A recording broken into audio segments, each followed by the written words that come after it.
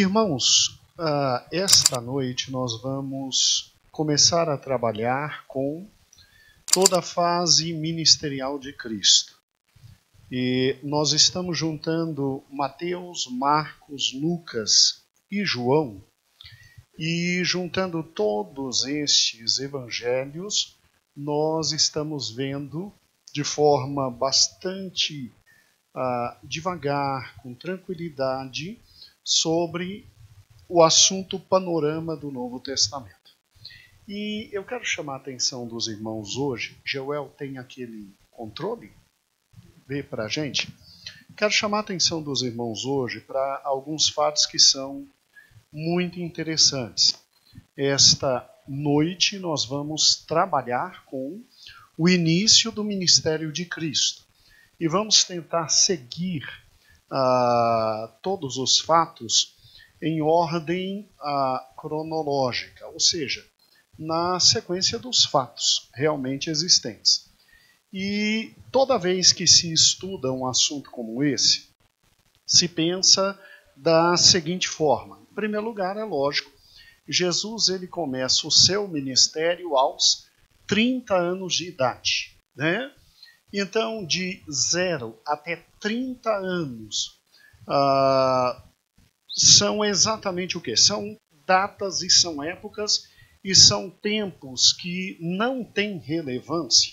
Ao contrário, muito ao contrário. Do 0 aos 30 anos de idade, você tem o que nós chamamos de os anos de preparação. Anos de preparação. Então, quando você pensa exatamente nos anos de preparação, você tem que entender duas coisas que são essenciais e fundamentais. Nos anos de preparação, você tem que compreender, em primeiro lugar, os fatos, a sequência dos fatos, e aí sim você consegue interpretar os fatos. Que bom que nós já estamos em Lucas. E que bom que nós já... Obrigado, meu querido pastor.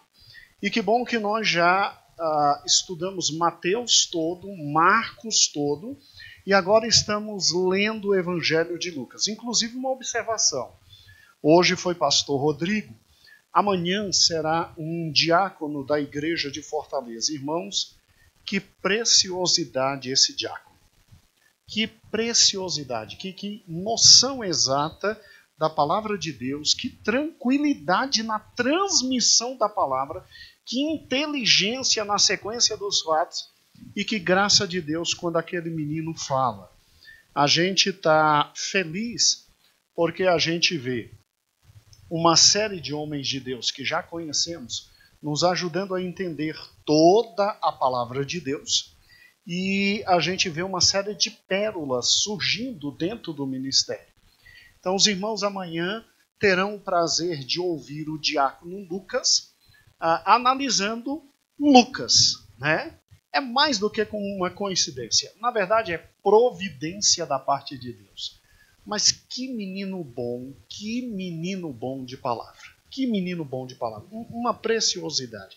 Eu estou ansioso agora por ver os outros obreiros que vão ajudar o Rodrigo. O Rodrigo a gente já sabe que é bom na palavra, que é pastor, ele cuida de todo o Ceará. O Ceará está na mão dele, né? Assim como o Piauí está na mão do Antônio, o Pará na mão do Márcio. A gente tem pastores cuidando de cada uma das partes, né? E o menino é bom, Feita a propaganda, então, continuemos a entender a palavra de Deus. Eu preciso, então, que você entenda comigo os 30 anos. Só que a visão agora vai ser, além do conhecimento bíblico, uma visão bem mais profunda, com conhecimento histórico regando o conhecimento bíblico. Então, vamos juntos. Em primeiro lugar, nós precisamos de um belo mapa para você poder compreender os anos de preparação. Precisamos disso. E precisamos que você observe o máximo possível agora. Amados irmãos, aqui você tem um mapa da região da Palestina na época de nosso Senhor e Salvador Jesus Cristo. Então, aí está Israel com suas divisões. Aí está Israel com suas divisões. E o que eu acho interessante é que, nesses 30 anos, a sequência dos fatos foram: em primeiro lugar, a palavra de Deus diz que você tem a saída da família de Cristo de Nazaré até Belém. Nazaré se localiza onde? Vamos juntos. Nazaré está exatamente ali naquela parte marrom, chamada Galileia. Belém está exatamente aqui embaixo, nessa parte verde escura, chamada Judeia. Pastor, que história é essa de Galileia, Decápolis, ali de amarelo, Itureia, ali de rosa, Pérea, Samaria e aqui embaixo, Judeia?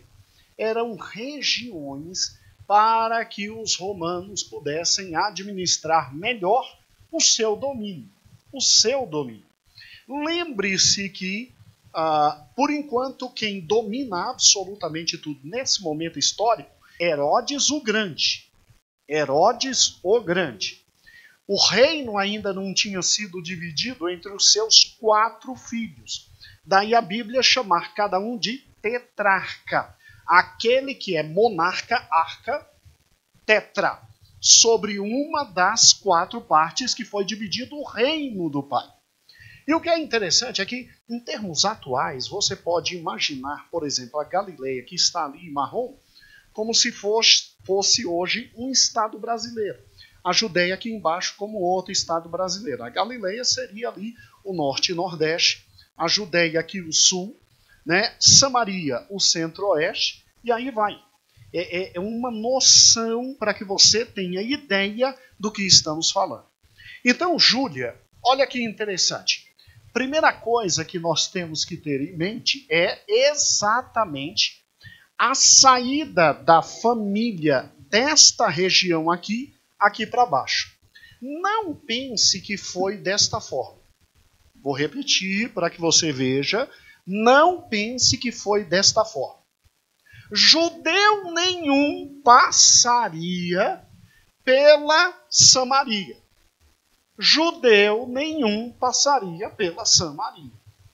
Havia um ódio milenar, Juraci, dos judeus pelos samaritanos, que nós vamos entender de forma completa lá no estudo Panorama do Velho Testamento. Tá bom? Aí nós vamos entender.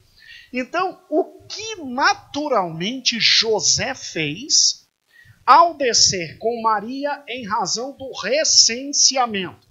Ele fez exatamente esse trajeto. Primeiro você sai de Nazaré e chega em Jericó. De Jericó você vai para Jerusalém, e de Jerusalém você chega a Belém. Porque saiu a ordem de César para que houvesse o recenseamento. E óbvio que José sai com Maria já absolutamente perto de dar à luz ao filho, e ele, como bom judeu que o era, não passaria nunca, jamais, em hipótese alguma, pela Samaria. Dá a volta por Decápolis, passa pela Pérea, vai até Jericó, de Jericó vai para Jerusalém, e de Jerusalém para o quê? Para a querida Belém, onde a criança deveria nascer, onde ele tinha que se recadastrar. Isso significa o quê, irmãos? Porque a gente lê isso na palavra de Deus e não identifica. Isso significa de Nazaré a Jerusalém 135 quilômetros. De Nazaré a Jerusalém 135, indo por onde? Por Jericó. Indo por Jericó. Vou voltar aqui de novo para que você acompanhe novamente. O judeu, para não passar pela Samaria, tá vendo aqui Samaria aqui no meio?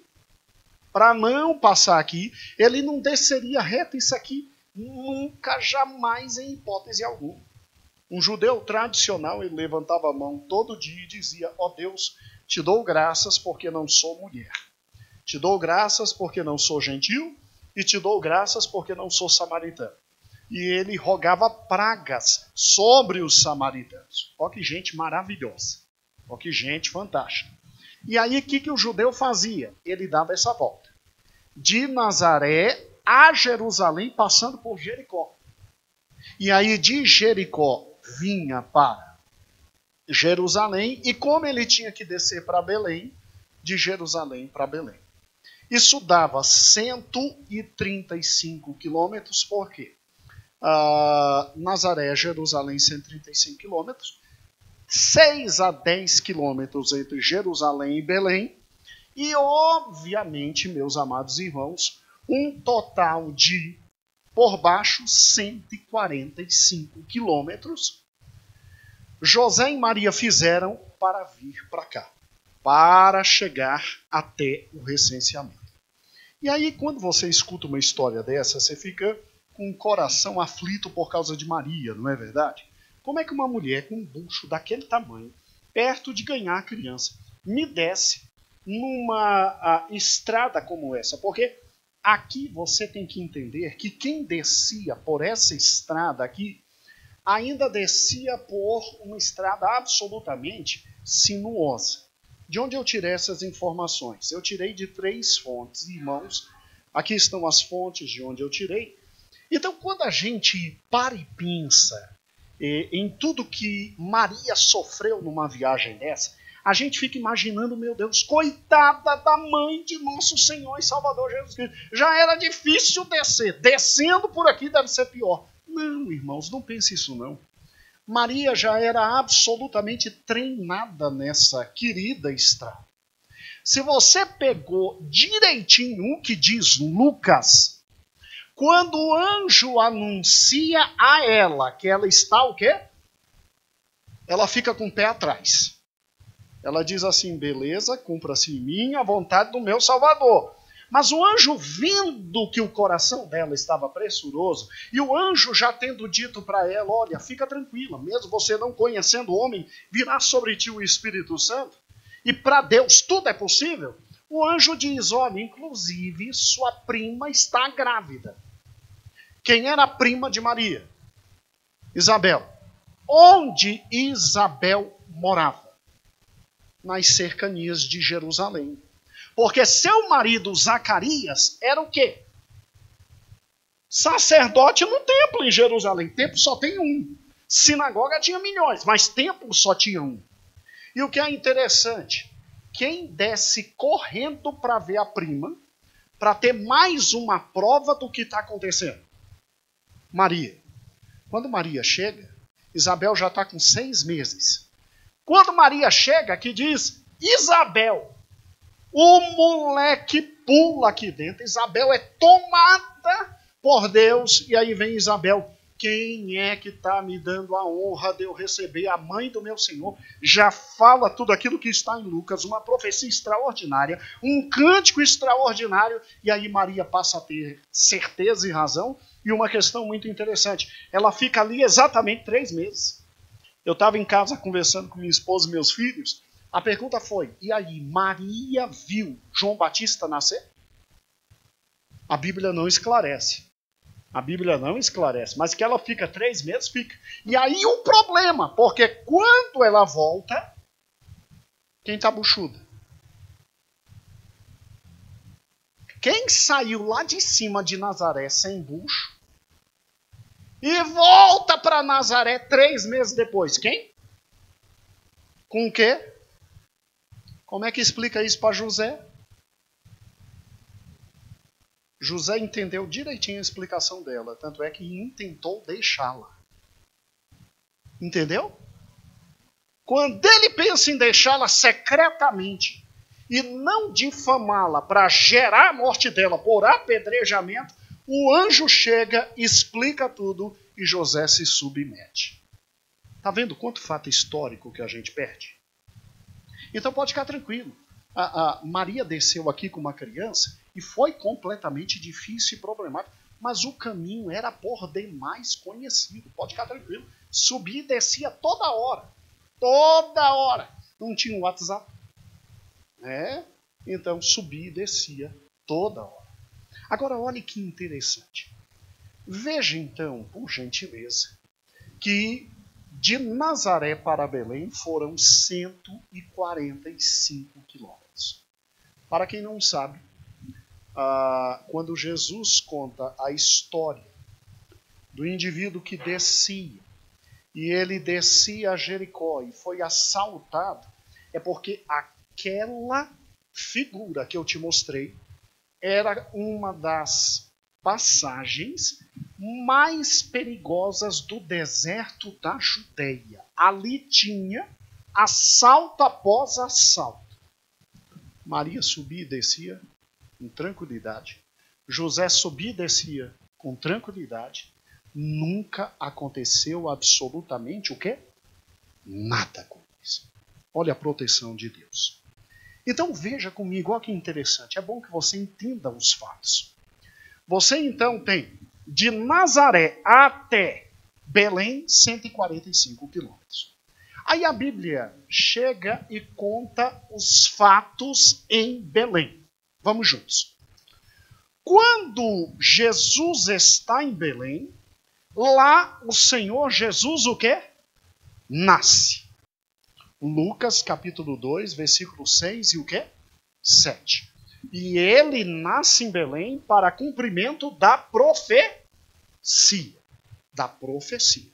E tu, Belém Efrata, de maneira alguma é menor dentre as grandes de Israel, porque de ti há de sair o guia de Israel. Ali Jesus nasce em Belém. Olha que interessante. Ali ocorre a visita dos pastores, porque Jesus nasce, está ali ainda na estrebaria, e anjos alcançam os pastores e dizem, olha, vá ver o rei. O rei nasceu. Interessante, né, irmãos, como antes de todo mundo, pastores é que contemplam o Senhor Jesus. É como já falei aos irmãos, privilégio é dado a poucos. Como o Senhor seria o grande pastor de Israel e da humanidade, é óbvio que Deus resolveu trazer seus companheiros de profissão para visitá-lo antes de qualquer outro. Qualquer outro. E interessante, pastor visitando, todo mundo chegando e visitando, e os grandes sábios e entendidos na palavra de Deus, todo mundo cego, sem saber o que estava acontecendo. Depois que pastores visitaram, o que você tem? Você tem uma criança que agora está com 8 dias, e essa criança agora tem que ser circuncidada. Muito bem? Aí, óbvio que eles fazem a circuncisão em Cristo, e em Jerusalém, não quer funcionar, Joel voltou. Em Jerusalém, Jesus é circuncidado e o quê? Apresentado. Após a circuncisão, recebe o nome Jesus, e apresentado no templo é que ocorre o cântico de Simeão e ocorre o cântico de Ana. E o que eu acho interessante aqui é exatamente o seguinte. Maria tinha que passar por todo o rito de purificação, e após passar por todo o rito de purificação, aí apresentam Jesus no templo, como a lei designava, e isso está em Lucas 2, 25 a 40. Irmãos, por que Jesus foi circuncidado? Eu não li texto bíblico nenhum, porque vai estar disponível para os irmãos o estudo, e depois em casa, reassistindo o estudo, os irmãos poderão ler os textos. Mas eu preciso rapidamente que os irmãos abram em Gênesis capítulo 17, porque é um texto que não está sendo lido pelos irmãos, em razão da nossa leitura bíblica. E em Gênesis capítulo 17, você tem exatamente Deus chamando Abraão e instituindo a circuncisão. Instituindo a circuncisão. Olha que interessante. Em Gênesis 17, capítulo 10, Deus diz assim: Este é o meu concerto que guardareis entre mim, vós e a tua semente depois de ti. Todo macho será circuncidado, e circuncidareis a carne do vosso prepúcio, ou seja, a pele que recobre. A glande do pênis será arrancada. É isso que o Senhor está falando. E esse será por sinal do concerto entre mim e vós. O filho de 8 dias, pois, será circuncidado. Todo macho nas vossas gerações, os nascidos na casa e os comprados por dinheiro, e qualquer estrangeiro que não for da tua semente, com efeito será circuncidado, o nascido em tua casa, o comprado por teu dinheiro, e estará o meu concerto na vossa carne por concerto perpétuo. E o macho com prepúcio, cuja carne do prepúcio não estiver circuncidada, aquela alma será extirpada do seu povo, porque quebrou o meu concerto. Esse foi o motivo porque Jesus foi o quê? Circuncidado. Mas Maria, abra agora em Levítico capítulo 12, Maria, antes de levar Jesus ao templo, tinha que passar pela purificação. Maria tinha que passar pela purificação. Por isso que Lucas fala que Maria, completando-se os dias da purificação. Que história é essa de completando-se os dias da purificação?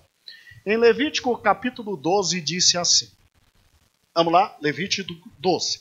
Falou mais o Senhor a Moisés, dizendo: Fala aos filhos de Israel que se uma mulher conceber, Maria concebeu, e tiver um varão, será imunda 7 dias. Assim como nos dias da separação da sua enfermidade será imunda. E no 8º dia se circuncidará o menino, a carne do seu prepúcio. Depois ficará ela 33 dias no sangue de sua purificação. Nenhuma coisa santa tocará e não virá ao santuário até que se cumpram os dias da sua o quê? Purificação. Mas se tiver uma fêmea, será imunda 2 semanas. E esse será o dia da sua separação. Depois ficará 66 dias no sangue da purificação. E quando forem cumpridos os dias da sua purificação, por filho ou filha trará um cordeiro de 1 ano, um holocausto e um pombinho, ou uma rola para expiação do pecado, diante de toda a porta da congregação. Agora, versículo 8. Mas se a sua mão não alcançar um cordeiro, por ser pobre, tomará então 2 rolinhas e 1 e 2 pombinhos, e os colocará ao holocausto. Então, quando em Lucas capítulo 2, versículo 21 a 24, diz que Maria, tendo cumprido os dias de sua o quê? Então ela fica os 7 dias e uma semana, e após mais 33 dias, aí que ela podia ir ao templo para apresentar Jesus. Tá bom? Apresentar Jesus. Alguns olham para um texto desse e dizem assim: meu Deus, mas que Deus preconceituoso. Não, irmãos. Isso aqui Deus estava protegendo as mulheres. Porque homem, quando não dominado pelo Espírito Santo, ele é capaz de manter relações sexuais com sua esposa 2 dias depois que ela deu à luz. Então, o que Deus sempre fez? Para proteger as mulheres, Deus no Velho Testamento dizia assim, quando estiver menstruada, ela é imunda. E ele só não mantinha relações sexuais com a esposa, menstruada, porque Deus disse que era imunda. E aqui, para a mulher ter recuperação, 7 dias, depois 33. E se fosse uma menina que ela gerasse, aí era 2 semanas e 66 dias. Para preservação da pobre mulher. Porque é óbvio, irmãos, com todo respeito a todos os irmãos que aqui estão, se o indivíduo procura a esposa, nesse momento, e ela está toda costurada no tocante à sua vagina, qual vai ser a satisfação sexual de um monstro desse? Então, Deus chama de imunda, mas está protegendo é a pobre da mulher. Terrível. Cumprindo-se tudo isso, aí, irmãos, obviamente você tem o retorno deles de Jerusalém para o quê? Belém. Agora imagine uma mulher completamente costurada, andando 6 a 10 quilômetros para apresentar um filho no templo. Tem que ter muito amor, né? Tem que ter muito amor. Então olhe para cá, acompanhe comigo. Eles estão agora então em Jerusalém. E é óbvio que depois que eles apresentaram Jesus, eles voltam para onde? Para cá, para Belém. Lá vai Maria, recém-parida, costurada, voltando. Voltando. Agora, olhe que interessante aqui. Raciocine comigo. Aqui eles ficam 2 anos a 2 anos e meio. Então, Edmeia, nós não podemos acreditar que os magos visitaram Jesus em Belém na estrebaria. Eles aqui, segundo a narrativa de Lucas, eles já estavam numa casa e nesta casa já estavam bem, vivendo a vida pobre, porque eram pobres, porque o que Maria e José trouxeram para apresentar um cordeiro? Eles não tinham condições. Trouxeram o quê? Pombinhos. Aqui Jesus já tinha 2 anos quando os magos visitaram. E aí é óbvio, com a visita dos magos, tiveram que fugir. Por quê? Quem ficou sabendo que o novo rei nascera? Quem? Herodes. E quem veio e fez o cálculo e mandou matar crianças de 2 anos para baixo em Belém? Herodes. E aí vem aquela profecia de Raquel chorando, os seus filhos que já não existiam mais. E a ordem dos fatos foi a seguinte. Olhe para cá. Eles estão exatamente aqui, abaixo de Jerusalém, Belém, 6 quilômetros. E eles agora só têm que andar, olha que interessante, isso aqui, o percurso é esse. É óbvio que a Bíblia não diz em que lugar do Egito eles ficaram. Mas para os irmãos terem uma ideia, a distância entre Jerusalém e a capital do Egito, que é Cairo, é 450 quilômetros. Então, colocando esse outro mapa aqui, olha lá Jerusalém, tá vendo? Olha o Cairo. De lá para cá, são 450 o quê? Quilômetros. Mas o que é 450 quilômetros para quem já está acostumado a descer 145, subir 145? Aí desce 6, sobe 6, depois volta a 145, depois... É tranquilo. É lógico que eu não estou dizendo que eles chegaram no Cairo. Mas se você parar e pensar, saindo daqui e chegando mais ou menos aqui, ó, mais ou menos aqui, você tem de 250 a 300 quilômetros. É longe demais. Por isso dos presentes. Por isso dos presentes. Olha que interessante. E aí depois, obviamente, eles voltam para a terra natal quando terminou. Se você parar e pensar comigo, isso aqui não é ideia minha, eu tirei desta página deste livro aqui e vou ampliar. Olha que fantástico o que esse maravilhoso escritor colocou. Maria e José fizeram circuncidar Jesus no 8º dia. Depois de 40 dias, foram a Jerusalém, que é mais ou menos 6 a 10 quilômetros, para oferecer os sacrifícios. Eu estou pegando essa parte de azul aqui e estou trazendo para cá. Requeridos e pagaram o dinheiro pelo resgate. Fica claro que Maria e José eram extremamente pobres, porque puderam oferecer só o quê? 2 pássaros, tadinho. Logo depois disso, voltaram a Nazaré com Jesus. Se os sábios chegaram quando Jesus tinha aproximadamente 2 anos, não voltaram a Nazaré, foi erro dele. Voltaram a Belém. Se os sábios chegaram e Jesus tinha aproximadamente 2 anos, eles poderiam ter ido a Nazaré. A riqueza, aqui está, a riqueza dos presentes, que tinha grande valor simbólico, deve ter representado uma fortuna para Maria e José, porque entregaram ouro, incenso e o quê? Mirra. Mirra era muito apreciada no Egito. Ouro, a moeda fundamental na sua época. E o que é interessante é exatamente isso, ó.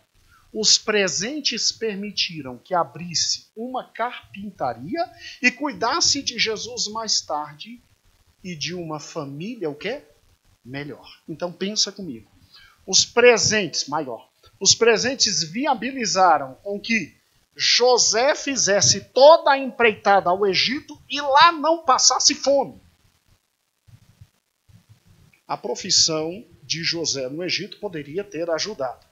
E obviamente que os presentes possibilitaram a volta e possibilitaram que José, quando voltasse, porque ele não volta à Judeia, ele volta como ele está dizendo aqui, ele volta a Nazaré.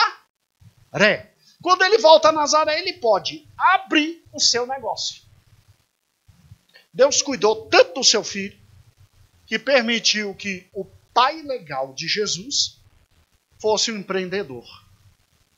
Quem é pobre, irmãos, sabe viver com pouco.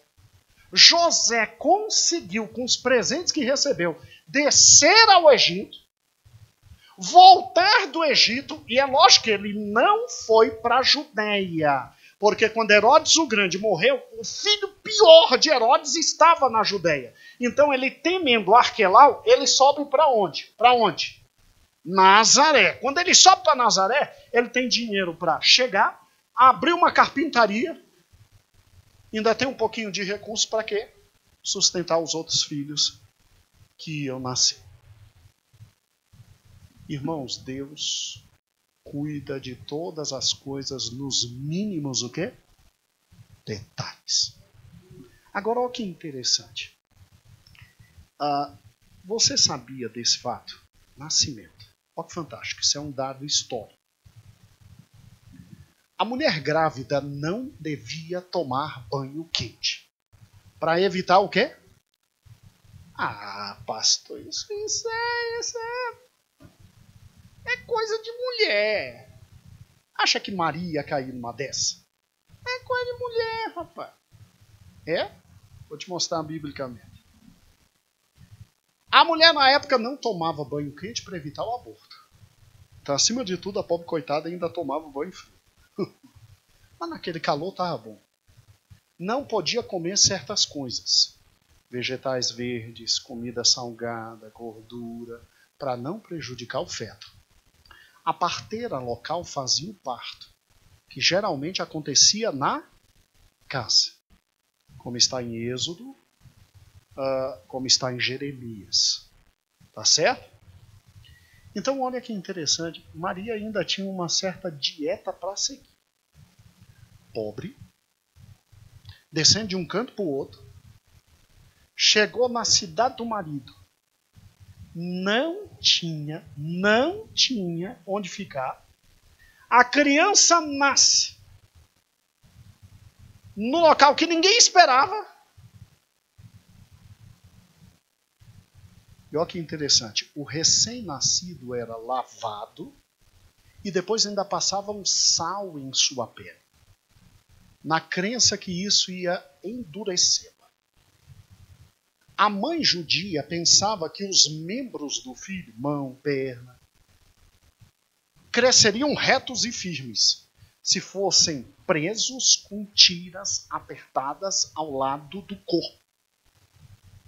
E essas tiras, elas chamavam de quê? Faixas. Quem foi que botou faixa em Jesus? Olha o que Jesus já teve que segurar desde o início da vida. Para ser forte. E Maria. Outra curiosidade bíblica. Já eu mostro o livro, os autores. São 2 doutores em história bíblica do Novo e Velho Testamento, não se preocupe. Isso aqui não está saindo nada. A circuncisão. Irmãos, olha aqui. A criança do sexo masculino era circuncidada 8 dias depois do nascimento, pelo chefe da família ou por um médico. Uma bênção era dita. Bendito seja o Senhor, nosso Deus, que nos santificou pelos seus preceitos e nos deu a circuncisão. Isso não está na Bíblia, isso é tradição dos judeus. Tá no Talmud. Havia geralmente algum tipo de celebração familiar durante os 8 dias entre o nascimento e a circuncisão. Sério, irmãos, era festa. Nasceu, chamava todo mundo, a pobre da mulher lá, morta, arrebentada, querendo paz e sossego, e o maluco do marido chamando a galera. Compreendeu? Vamos comemorar, e era festa, e era vinho, e era alegria. E deu 7 dias de festa. No 8º, a machaiada toda entrava, chegava o líder religioso para circuncidar o menino. Quanto mais o menino gritava, mais feliz ficava o judeu.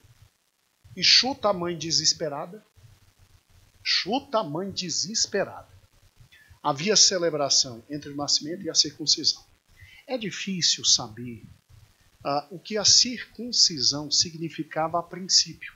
Antes de ser adotada pelos judeus, era provavelmente uma espécie de rito de iniciação em que o vigor e a sexualidade do jovem eram dedicados à sua divindade. Deus deu então essa celebração aos judeus como sinal de que toda a nação estava dedicada a ele desde o início. Olha a foto. Deus de misericórdia. Olha a felicidade. Olha a cara desse pai. O rabino, o auxiliar. Óbvio que o rabino, por ser mais velho, só segura. Quem morre mesmo é o auxiliar. Sempre alguém tem que fazer o trabalho difícil. E todo mundo aqui feliz. E pergunte se aqui tem mulher.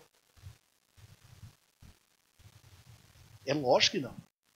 Ela mataria todo mundo e tiraria o filho. Isso é óbvio. Isso é óbvio. Irmãos, lembrem-se, foram para, fugidos de Herodes, foram para o deserto. Ficaram ali com toda a provisão divina e voltaram quando o anjo determinou. Incrível, né? Deus escolhe perfeitamente o pai legal de Jesus e a mãe física de Jesus. Gente simples, justa, honesta. Deus diz que José era justo e tementes ao Senhor. Bastava a voz do Senhor, tudo era feito. Olha que interessante. Se lembra quando Deus, pela primeira vez, chamou do Egito o seu povo? Olha aqui, ó. Olha o trajeto.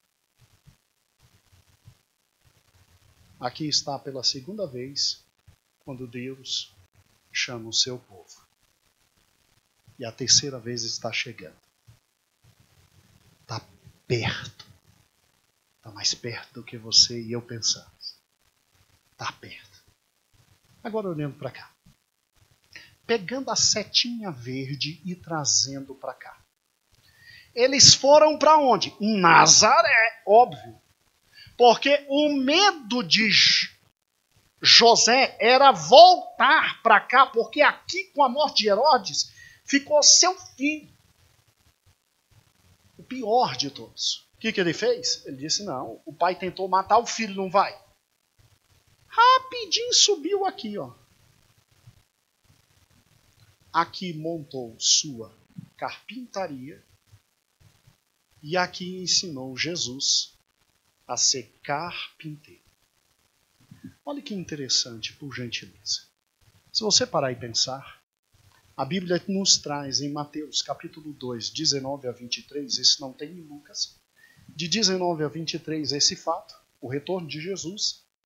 E em Lucas você tem Jesus aos 12 anos, Lucas 2, 41 a 52, Jesus aos 12 anos descendo e confundindo os sábios. O que estava acontecendo ali? Vamos de novo descer de Nazaré para a Judéia? O caminho já era bem conhecido, né? Passava por Jericó e de Jericó, obviamente, passava a Jerusalém. Alguns historiadores dizem que simplesmente um dia de viagem, dava para chegar à metade do caminho de Jericó, de Jerusalém a Jericó. Então, antes de chegar em Jericó, é que eles tomaram ciência que Jesus não estava. Como assim Jesus não estava? Você acha que alguém desce sozinho daqui para cá? Para quê? Para ser assaltado e morto? É lógico que todo mundo descia em bandos. E essa viagem aqui era feita pelos pais de Jesus todo ano, porque na Páscoa todo mundo saía de onde estava e ia para Jerusalém. Só que aqui houve um momento fundamental na vida de Cristo. Que momento fundamental foi esse? Vamos juntos?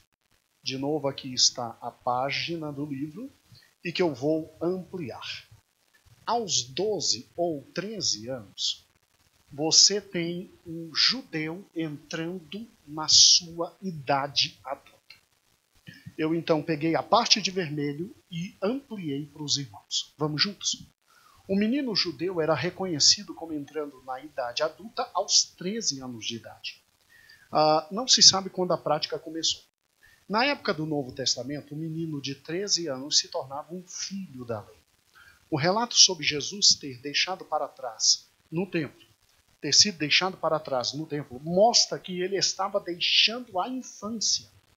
Essa foi a última vez que ele compareceu a uma Páscoa como criança. Só depois dos 13 anos o menino se qualifica para se tornar um dos 10 homens que podiam formar uma o quê? Sinagoga. O que estava acontecendo aqui com Jesus? Estava acontecendo exatamente o que os judeus até hoje chamam de Bar Mitzvah. Mitzvah. Assim eles pronunciam. O que é o Bar Mitzvah? Aquele momento em que os doutores da lei sentam teu filho e querem saber se o teu filho sabe Gênesis, Êxodo, Levítico, Números e o quê? Deuteronômio. Sabendo os 5, ele é considerado já maior e capaz. E já responde pelos seus o quê? Atos. O que acontece com Jesus? Jesus vai ser investigado pelo doutor que estava no dia lá. E Jesus, além de demonstrar o conhecimento, simplesmente chama para perto de si todos os doutores que lá estavam e os confunde com sua sabedoria e graça. Maria, quando está voltando, porque tem que voltar de Jerusalém para Nazaré. Quando está voltando, que está perto de Jericó, Maria, meu Deus, cadê Jesus? Volta. A Bíblia diz que eles procuram a criança 3 dias. Você já perdeu seu filho por algumas horas? Eu já. É desesperador. É desesperador. Você já imaginou que é procurar seu filho por 3 dias? E o meu eu perdi numa situação simples. Ele estava no futebol, eu fui buscar e aí eu tinha esquecido que o mais velho já tinha buscado. Chute como ficou o César, hein? Chute. Aí depois, óbvio, que eu voltei e pedi perdão. Óbvio que eu não tenho cara de voltar para lá. Né? Mas óbvio. Muito bem. Agora, 3 dias dias. Quando acha, Jesus diz, espera aí, pensou me encontrar onde? Eu estou na casa do meu pai. Gente, Jesus com 12 anos tinha consciência para o que tinha vindo. Cuidando dos assuntos do meu pai. Por isso que não há narrativas grandes sobre a infância. Porque na infância Jesus foi completamente normal. Vá para Lucas, por gentileza. Estamos encerrando. Quando você pega Lucas, Jesus foi absolutamente normal. Nada de grandes feitos, nada de milagres, nada de prodígios. E quando você pega Lucas capítulo 2, os 2 últimos versículos dizem assim: e desceu com eles para Nazaré. Não, pastor, aí eu não estou entendendo. Nazaré fica aqui em cima e Jerusalém aqui embaixo. Como é que desceu? Não, é que Jerusalém, morfologicamente, ela está em cima, nos montes. Nazaré é embaixo. Então, mesmo subindo no mapa, morfologicamente, ela é embaixo. Por isso que a Bíblia diz, e desceu com eles e foi para Nazaré. Sublinhe isso, irmão, sublinhe isso. E era ali sujeito. Jesus teve pecado? Maria não teve um A para falar de Cristo. José não teve um A para falar de Cristo. E a maior testemunha de que Cristo foi uma criança séria e sincera, um adolescente impecável e um jovem impecável, foi aos 30 anos, quando ele se batizou, o pai disse, este é meu filho amado em quem me comprazo. Jesus era um filho normal, vivendo uma vida normal, com um trabalho normal, e isso provocou em Deus prazer, alegria. Você acha que você e eu precisamos operar milagres para Deus ter felicidade conosco? Seja filho de Deus, viva a sua vida. Pregue o evangelho. Não há nada que traga maior prazer para Deus. E o que eu acho interessante é, Jesus diz, eu estava na casa do meu pai cuidando das coisas dele. Quando você ainda é jovem, adolescente, e está na casa do seu pai, cuidando das coisas da família, indiretamente você está cuidando das coisas de quem? De Deus. Bota isso na cabeça. Entende isso. Entende que a submissão a teus pais é submissão a Deus. A honra a teus pais é honra a Deus. E o que é interessante, isso passa a léguas de entendimento de nós. E aí, o versículo 51 diz, e desceu com eles e foi para Nazaré e era sujeito a eles. Sua mãe guardava no coração todas o quê? Essas coisas. E crescia Jesus em o quê? E em o quê?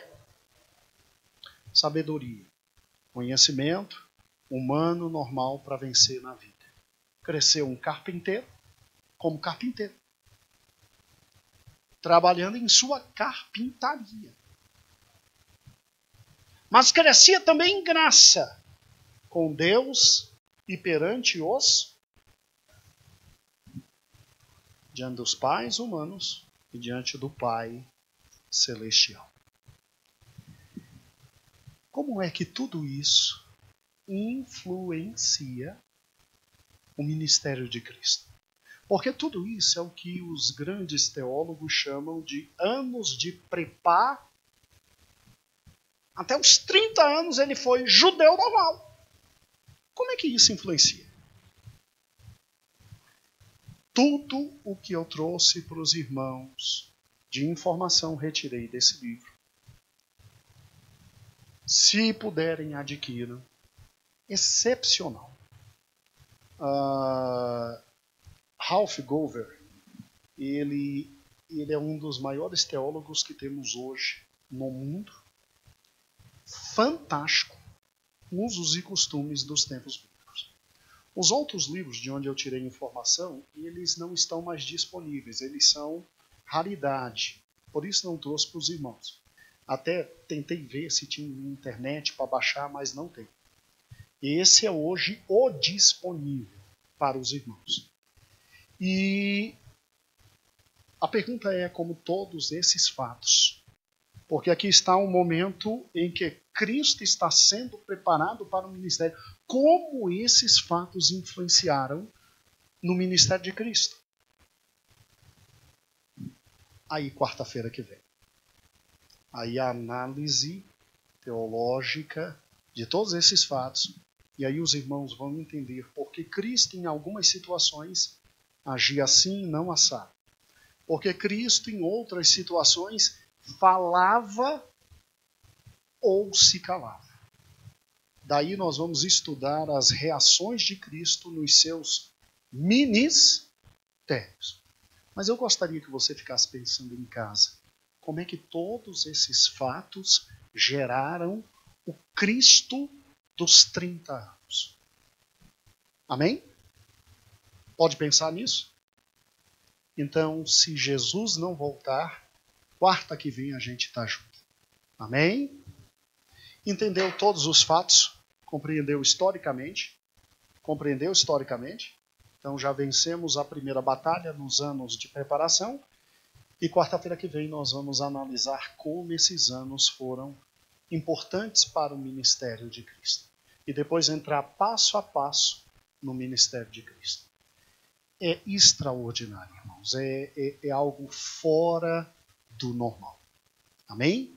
Os irmãos que estão conosco hoje pela primeira vez, nós queremos avisar. No YouTube, na página da igreja, abre lá, IEPDC YouTube. Primeira coisa que você vai fazer, se inscrever, para a gente alcançar 1 milhão de inscritos. Tá ok?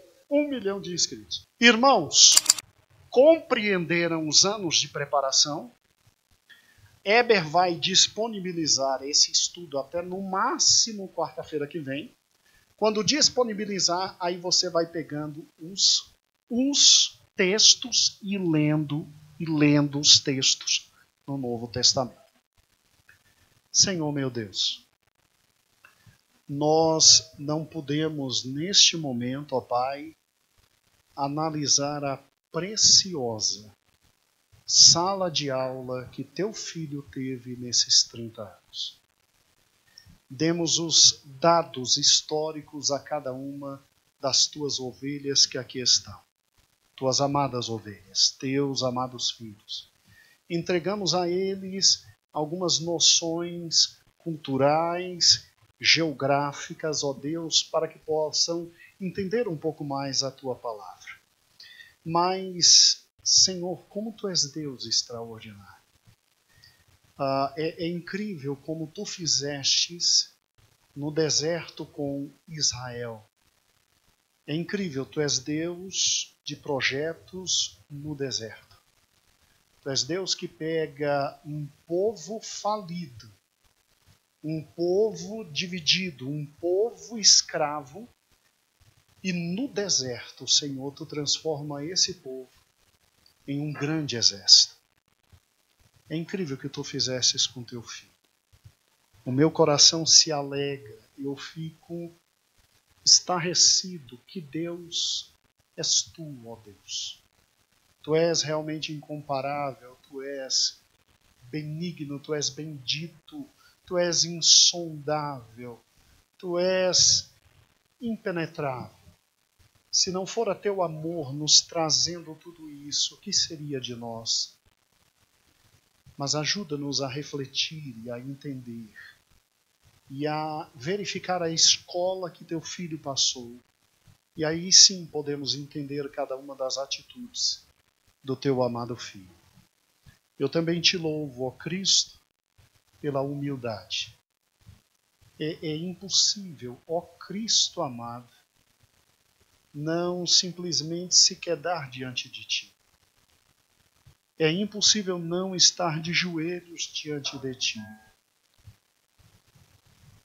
Que amor é esse que abre mão de uma glória e se torna humano e se limita intelectualmente e resolve viver a nossa vida com toda a extensão, em toda a profundidade, com toda a dificuldade, só para nos salvar. A Ti, Cristo, toda a honra, toda a glória e todo o louvor, para todo sempre. Amém e amém. Irmãos, eu sinto que quarta-feira Deus vai falar muito ao nosso coração. Eu sinto isso desde já. E não é marketing, é verdade. Vamos louvar a Deus.